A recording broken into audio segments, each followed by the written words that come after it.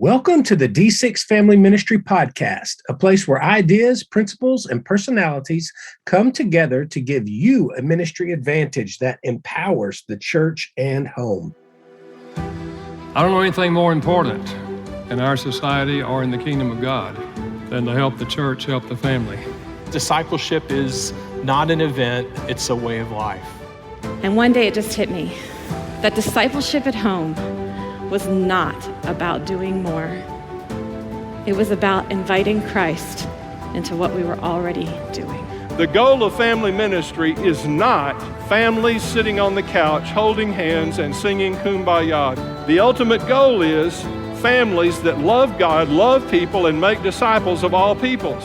So that's why you're here. You're here to say 1 hour a week, as significant and as awesome as it is, we know that it's not enough and we want to be intentional with every hour. You're listening to the D6 Podcast. Here are your hosts, Marianne Howard, Ron Hunter, and Josh Wooten. I am so stoked about today's podcast. It actually is, our guest is going to be none other than Robby Gallaty. Robby pastors a church that is literally 5 minutes from my house here, Long Hollow in Hendersonville, Tennessee. A great inspiration, not only to us as pastors, but love seeing what that church is doing in our community and the way that he is bringing Jesus to the forefront. There's some revival going on over there, and love to see it. Yes, ma'am.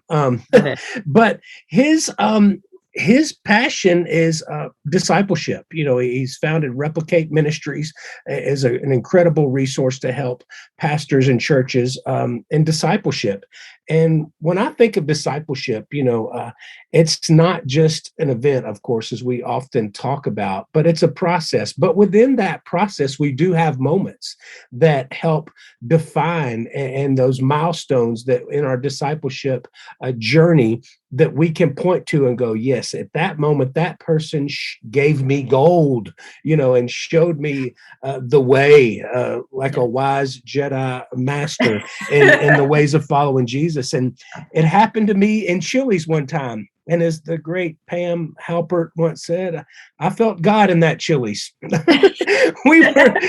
we were leaving a lunch one day, and I was very young in my journey, and I just asked one of the guys I was meeting for lunch that I'd asked to help me, show me the way. I said, hey, man, and as we were walking out of the restaurant, I said, hey, and will you be sure to pray about this for me? I was going through something. I wasn't quite sure which way to go. And he said, sure. And he just threw his hand on my shoulder and began to pray right there in the middle of Chili's, not like at the table, but like in the aisleway by the host stand where it was packed and everybody was around. I was like, hold up, man, wait a minute, right here, like right now you're praying. But it shook me. And after he was done, he said, when somebody asks me to pray, I don't want them to ever wonder if I actually go and pray for them. So when somebody asks me to pray, I usually stop right then and there. And I'm a little bit forgetful every now and then. So I make sure to make it a point to do that same thing he taught me. So what about you, Marianne? What are one of those discipleship milestone moments where? Oh, I have so many. I just think discipleship has been really formative in my walk with Christ. And even as you hear a little bit of Robby's story on the podcast, I am familiar with, we have similar paths, not the same, but similar paths in childhood and decision-making and just the way that God strategically placed David Platt and in his life to lead him and guide him and pursue him. You guys have heard, the audience has heard me talk about how I was discipled up and down the aisles of Walmart because the woman who sewed her guts into me would call me and say, hey, when I was a teenager and when I was early college, she would call me and say, hey, meet me at Walmart. I'm shopping for my family. And she would literally pour truth into me, listen to me, and disciple me up and down the aisles of Walmart. It's that whole as you go. It doesn't have to be this whole crazy thing. It just has to be intentional. And she shared her life with me. But even now, I've had the same mentor for 2 decades, which not many people can say that. So what a gift that God has given me, a mentor who has mentored me and poured into me for 2 decades. And one of the things that I love is she calls me to her house and we fix some coffee. And now she's very much a botanist, plant lover. I mean, she's a plant artist. I don't know if you've ever known plant people. This woman talks to her plants, grows her plants, waters her plants, just as she cares for her plants, she cares for my soul and my heart. And so now we sit on her back porch and we talk about plants and we talk about Jesus. And, I think we can look at discipleship and look at discipleship strategies and can get really overwhelmed with what that needs to look like.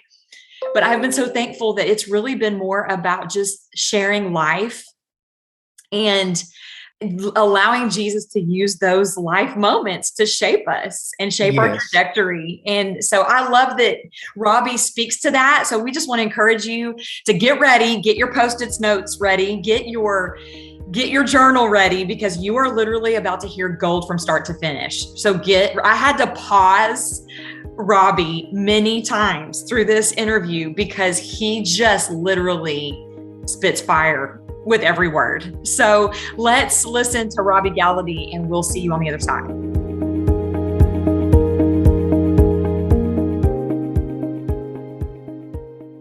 Registration for D6 2023 is now open. For a limited time, you can take advantage of the absolute best pricing for the D6 conference if you register now. The earlier you register, the more you save. Last year's conference sold out, so don't wait long to take advantage of this offer. Join us for the 2023 D6 Conference, April 10th to 12th at the Marriott World Center in Orlando, Florida. This year's theme is All In, all your heart, all your soul, all your strength. Register now at d6conference.com.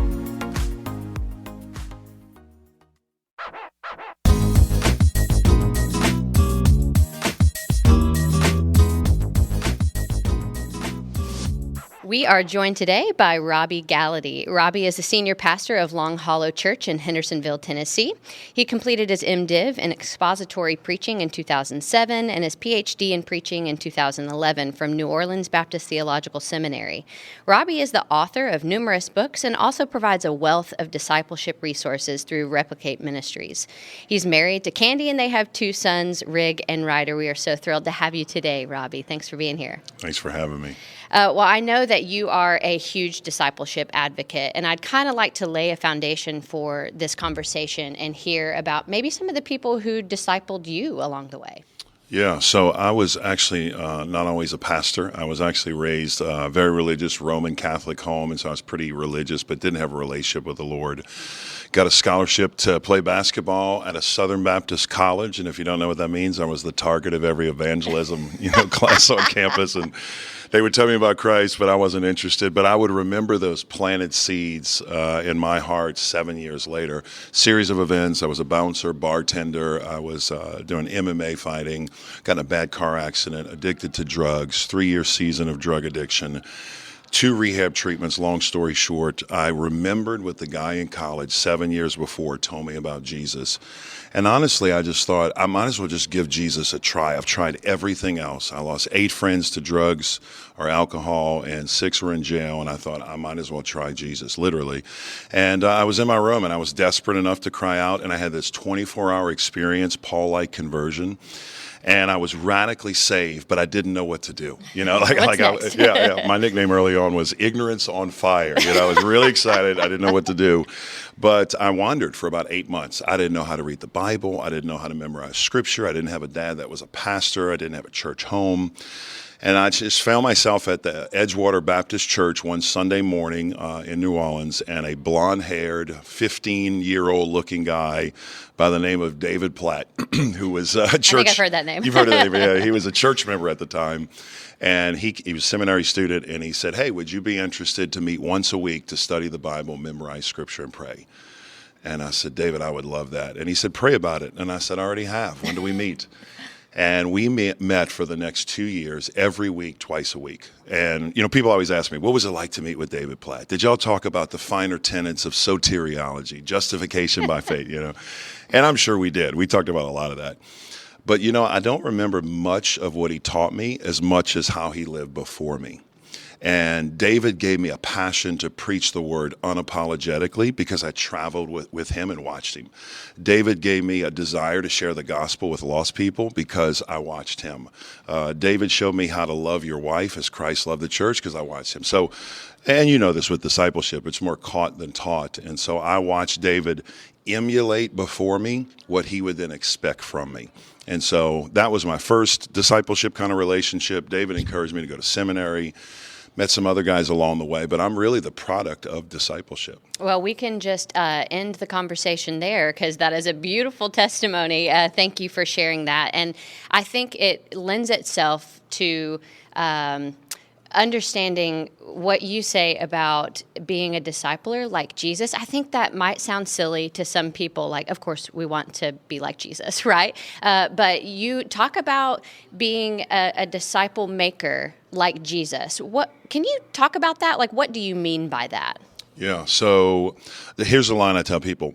You can't expect to experience the blessings of the ministry of Jesus and divorce yourself from the method he used. Okay, so if we want to have the kind of ministry Jesus has or had, which we want, I think we have to follow the way he lived and the things he did. And not only, I believe, are his words inspired, the things he said, but the way he did things were inspired. Like the fact that he chose 12 or he chose 3 and he met with them for intentional time. So what I've tried to do is try to develop a scorecard to help us gauge success. Because in the church today, you know, I tell people where the scoreboard is the clearest, we play the best. Or when the scoreboard is the clearest, really. So when you know what the score is or what's expected, you're going to play better than when you just don't keep score. Sadly, in churches today, if you're listening, you're keeping score by the ABCs of church growth, right? Attendance, buildings, cash, right? If the church is growing, golly, God has to be blessing. Or if the buildings are developing, God has to be blessing. Or if the cash is coming in, golly, God has to be blessing. But you and I both know activity doesn't equal transformation, obviously. And so what we've tried to do is develop a new scorecard to gauge effectiveness in the church. Because, I mean, if you think about Jesus' ministry, he didn't have even a building. I mean, one guy came up to me and said, hey, I'll follow you. And Jesus like, hey, I'm not the guy you think I am. I don't have a frequent flyer club membership. We don't have a place to meet or even a place to preach or meet, but I don't even have a place to sleep. And, I'm not the guy you think I am. And yet he had a ministry and a movement. The second time Jesus, we see in the ministry, at the end of his ministry, he has a whopping 120 people in the book of Acts. Now, I'm not discounting the ministry of Jesus, but I mean, let's be honest, no Outreach magazine article is being written about that ministry. But Jesus was on to something. We are about building crowds. And obviously Jesus was about reaching people, but Jesus knew he could change the world with a few. And so he only has 120, and yet he changed the world. So he's not interested in buildings. He's not interested in attendance.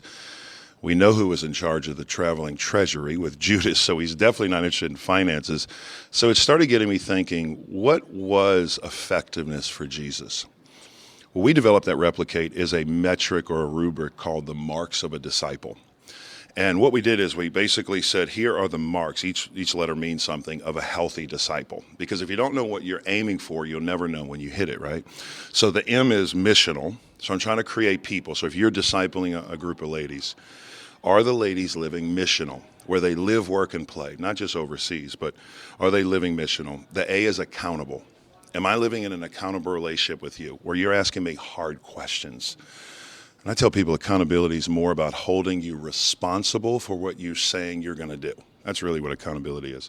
The R is reproducibility. This is what makes Jesus' ministry different than a lot of, quote, discipleship ministries. And I tell people, if the discipleship ministry you have, if the mentee is not becoming a mentor or the player becomes a coach, you're not making disciples. If the disciple doesn't make a disciple, you're not making disciples. And then the C is communal. So you have this communal, intimate, transparent, vulnerable relationship. And then the S is obvious, but it's scriptural. There's so many ministries today that don't base it on the Bible. One of the reasons I love D6 and Ron and I talk a lot is it's based on the Bible, trying to get every age on the same page in the Bible. So take that metric, okay, and let's compare it to the ABCs of a church. I'm going to tell you about a story at Long Hollow. So at Long Hollow, I would put Scotty up against anybody in any church in America, okay, as far as faithfulness goes. Scotty never has missed a Sunday morning in the 2 years since he moved from California. I mean, never missed a Sunday morning. Scotty has been to every Wednesday night prayer time that we've offered through the revival and even after. Scotty has been through Starting Point. He's been through the whole thing. Scotty has been through our Connect Link with life groups. Scotty serves at every mission opportunity. And the funny thing about Scotty is when you meet him in Starting Point or in the hallway, here's how he introduces himself to everybody. Hi, my name's Scotty, and I'm an atheist. That's what he says.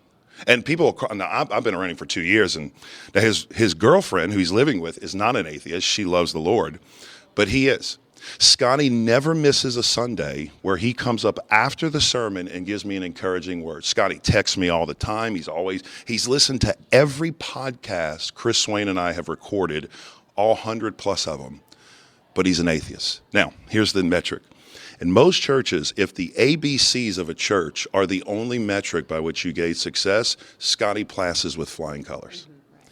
But if you take the Marks metric and you apply it over Scotty, he only hits one of them. And he fails miserably.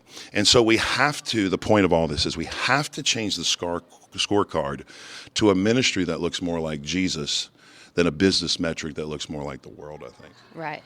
Now, you talked about things that you can emulate, and even with your own discipling by David, things that you saw him do, you then were able to do. And I know that you're passionate about making disciples, but also making disciple makers, but not just that, but that healthy churches will be planting healthy churches. How does that kind of translate from disciple making to church planting?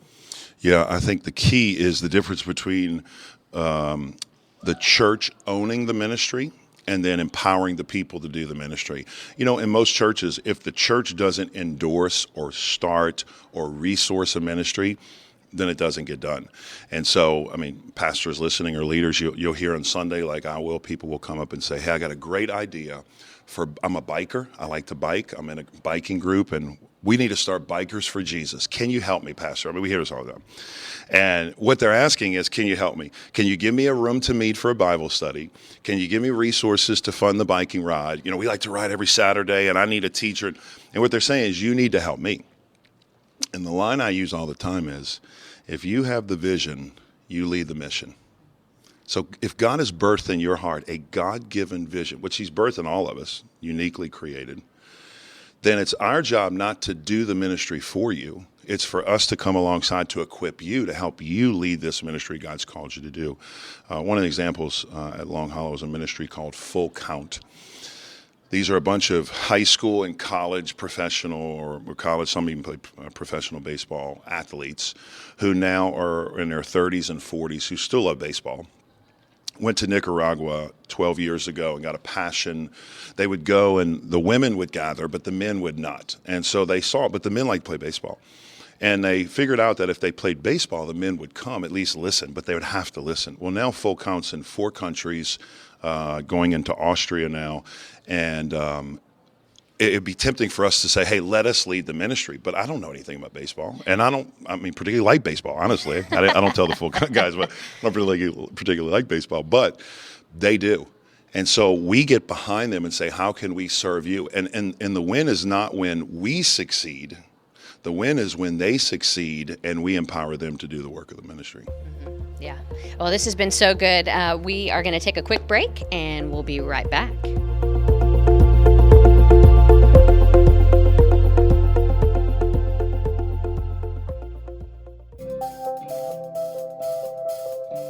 Are you concerned about your church's future? Will it serve another generation? The Bible says He is the God of Abraham, Isaac, and Jacob, and yet we often only know how to connect to Abraham. Let D6 help you connect with each generation. Your kids and grandkids are counting on you. D6 comes from the principles of Deuteronomy 6 and helps what happens in church also happen at home. Curriculum you can trust. Discipleship that connects. We are back with Robby Gallaty. Robby has been talking about disciple making and just empowering people, equipping people to be disciple makers and to be reproducing ministries. There are people who are listening to this podcast who are like, but I have a church of 30 people. Can you talk to people who might have a small church, which is not just small in number, but maybe in resources, and they might be thinking small, like, we can't do that. Like, how can you encourage those people who are listening? Yeah, well, my first church was 65 people, so let me encourage you. Actually, I think a smaller context is a better context because you're able to see results quicker and more exponential. So I would say it doesn't matter what context you're in. Jesus started with 12, and one of them, we know what happened to him. So he was already down one. So I would say if I'm in a small context right now, what are some of the things I'm doing right away? If I'm the pastor or a ministry leader or pastor's wife or the women's director, I'm actually finding 3 to 5 key leaders in my church who, if God changes their heart, it would be a catalytic effect in the church. Meaning, if God gets a hold of Deacon Joe or, finance member Frank or the Elder Glenn, then that will have a ripple effect in the church. So and you got to remember here, it's hard for pastors and leaders because we're very pragmatic and we like to see things happen fast. This is not a microwavable recipe here. I mean, you got to be reminded of that. This is a crock pot, slow simmer process. It's going to take 12 to 18 months. But again, it's a long view of ministry. It's not quick. But you're going to find 3 to 5 men with men or women with women, and you're going to meet for the next 12 to 18 months, and you're going to grow them deep. And what's going to happen is, as you grow them deep, you're going to equip them to reproduce their life. And it's just, I hate to say it's exponential math, but it really is over time. I mean, it's kind of like network marketing, which I used to be in. You start with 3, and then after a year, you multiply those, and you challenge those 3 or 4 you invested in to do the same with others. And you can see how right away starts to change the landscape of your church. So I think everybody can make disciples where they are, regardless of the context or situation. Now, what about the person who's like, but how do I do that? Like, what resources do I'm meeting with people for 12 to 18 months. What are we talking about? Is there a book that we're reading, something that we're studying together? Can you lay that out for the person who's like, all right, let's do this, but I don't know where to go from here? Yeah, no, I get asked that a lot, yeah. So obviously, there's a lot of different things to do. We're biased at Replicate because we create Bible reading plan. Now, let me just back up. The resource is the Bible, by the way, so let me just say that, which is funny because you would think that would be assumed, but in today's culture, it's not. Don't get caught up in a Bible study book and disguise it as discipleship, because there's a lot of ministries out there that we do Book of the Month Club. That's fine. But the only thing God's promised to change our life is the Word. So we want to be in the Word, as I say at Long Hollow. We want to get in the Word until the Word gets into us. Jesus was the walking Word. We want to get in the Word. So my wife Candy and I, we produced Bible reading plans through the years. So we have one that's the Old and New Testament called Foundations 260, F260. We have one just the New Testament, so you read the New Testament 1 chapter a day, 5 days a week, off on the weekend. And then we have one that came out last year, just the Old Testament, so it's 260 days, 5 days a week, off on the weekend. Candy, my wife, just had a book released this year, actually it was a couple weeks ago, on reading the Bible through the year for women. It's particularly for women, specifically with exercises and things. But the point is, you just need a Bible reading plan. So you read the plan, and what we build our ministry on is called the HEAR Journal. I don't know if you're familiar with this, but it's an acronym called Highlight, Explain, Apply, Respond. If you're interested, it's free. You can go to replicate.org. It's a download. But you highlight a verse, you explain what it says, and then you apply it to your life. And that's really the problem with people not reading the Bible, right? Most people don't read the Bible because they say it has no bearing on my 21st century life. And what this does is it takes the excuses out. So you apply the word, and you do this every day, and then the R is respond. So what do I do because of what I just read? And that's really the crux of our discipleship group. So when we meet once a week, it's, hey, tell me what you heard from God. or tell me what you heard from God. And then it's kind of a body life service. And it's amazing where God will speak through different people from different texts. It's amazing. That's beautiful. So you said replicate.org. Is Yep. that where you can find all of these resources? Replicate.org. You can get all the Bible reading plans. You can download them for free. Awesome. YouVersion too, I think, as well. Okay. Well, great. Thank you so much, Robby, for being with us today. Thank you for sharing and equipping these disciple makers and church leaders. Yep, thanks for having me.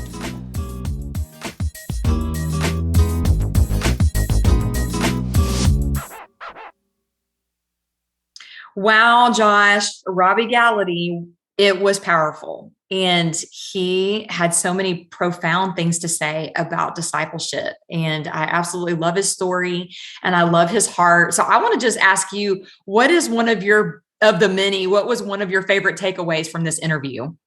There was a couple there when he said about when he was being discipled early on from David, he said, I don't remember as much of what he taught me, but how he lived before me. That's right. It's like Jim Wideman always tells me, show is better than tell.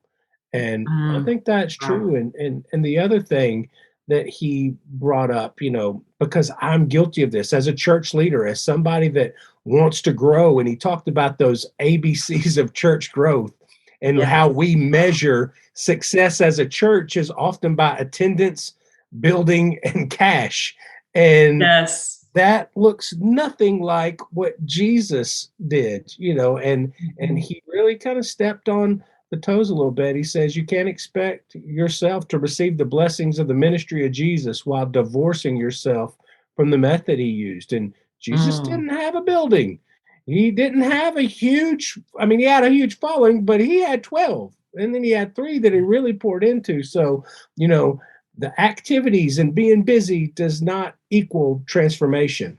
That's, some of the stuff that just rocked me. There's a lot more, but yes. What about you, Marianne? I think for me, I'm very visual. And when he started talking about microwaves and crock pots and how discipleship is not a microwavable process. And let me just add one more device that's in my kitchen, considering the fast pace of culture, is the Instapot.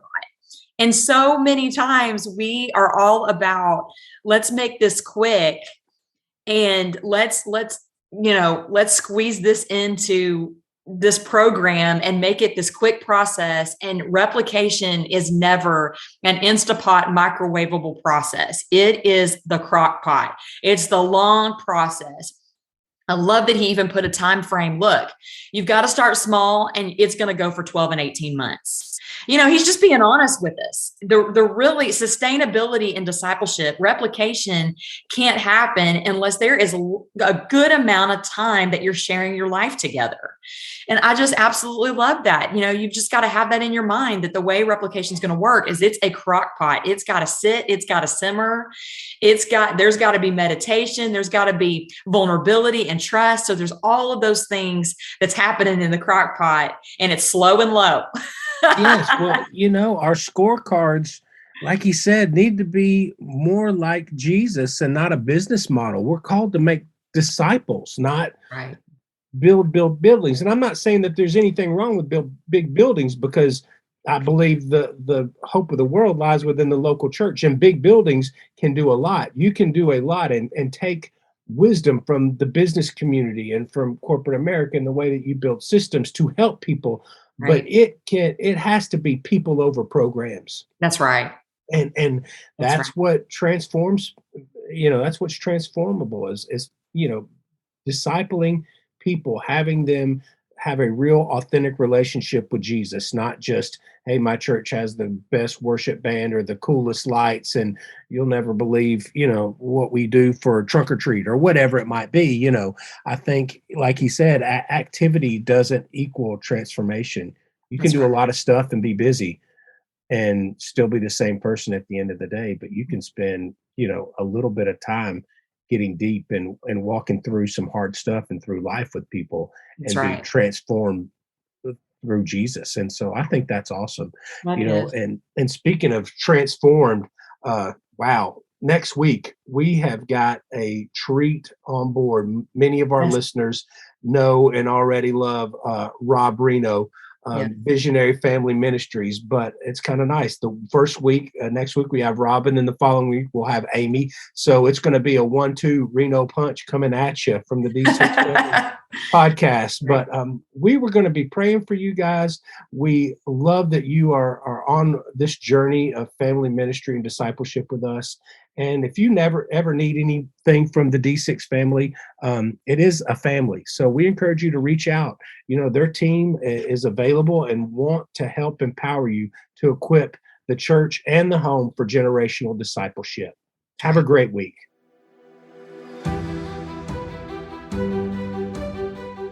You've been listening to the D6 podcast. You can learn more about D6 at d6family.com.